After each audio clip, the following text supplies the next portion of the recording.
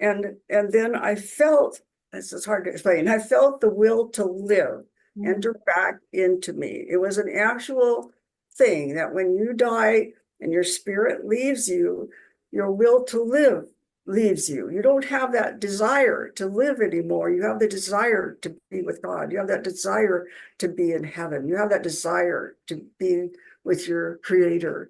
And when this came to me, this will to live entered back into my body as I came through the wall again and into the operating room. And I, at that point, felt excited I was going to live.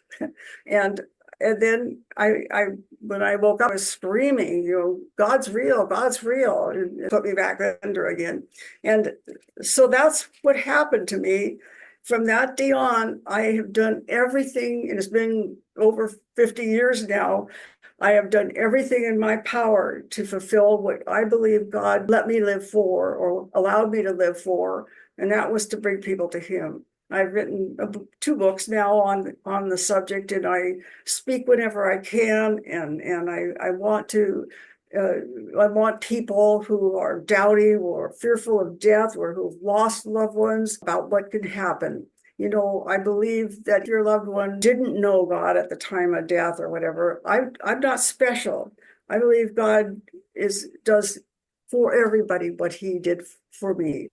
And so, I hope I do hope in that even we don't know what happens during the dying process when a person is not really dead yet, but the process of death is going through, and maybe they can't speak or whatever. But your prayers, your hope for them is that when God does reveal Himself to them, that they will change. Of course they will.